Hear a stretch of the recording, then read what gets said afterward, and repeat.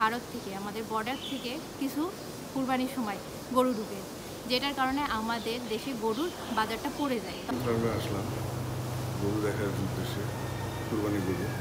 তো অনেকগুলো গরুই দেখলাম, এর ভিতর থেকে একটা গরু আমার পছন্দ হয়েছে। সামনে আমাদের আসন্ন পবিত্র কোরবানির ঈদ, এই উপলক্ষে আমরা সম্পূর্ণ দেশীয় গরু লালন পালন করছি। আমরা যারা প্রতিষ্ঠান লেভেলে কাজ করতেছি তাদের একটা বড় ধরনের মার্কেট হয়। তা আমার বিশেষ অনুরোধ থাকবে আমাদের অন্তর্বর্তী সরকারের প্রতি, যে তারা যেন এই বিষয়টা মানে তাদের সামনে দৃষ্টিতে নিয়ে আসে, যে এই বছর কুরবানির উদ্দেশ্যে ভারত থেকে আমাদের বর্ডারের ভিতরে যেন কোনো গরু না আসতে পারে। সরকার যাতে বাইরে থেকে কোনো গরু আমদানি করে আমরা প্রান্তিক পর্যায়ে যারা চাষি আছি আমরা যেন বাজার না হারাই। নির্দিষ্ট সময়ের ভিতরে এটা নিয়ে যাবো।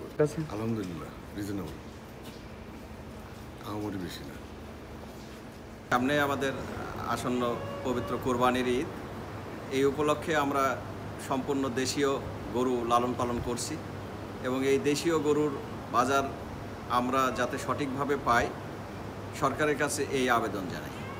সরকার যাতে বাইরে থেকে কোনো গরু আমদানি করে আমরা প্রান্তিক পর্যায়ে যারা চাষি আছি আমরা যেন বাজার না হারাই। ভারত থেকে আমাদের বর্ডার থেকে কিছু কুরবানির সময় গরু ঢুকে, যেটার কারণে আমাদের দেশে গরুর বাজারটা পড়ে যায়। তখন কি হয়, আমাদের খামারিরা, আমরা যারা প্রতিষ্ঠান লেভেলে কাজ করতেছি তাদের একটা বড় ধরনের মার্কেট হয়। তা আমার বিশেষ অনুরোধ থাকবে আমাদের অন্তর্বর্তী সরকারের প্রতি, যে তারা যেন এই বিষয়টা মানে তাদের সামনে দৃষ্টিতে নিয়ে আসে, যে এই বছর কুরবানির উদ্দেশ্যে ভারত থেকে আমাদের বর্ডারের ভিতরে যেন কোনো গরু না আসতে পারে।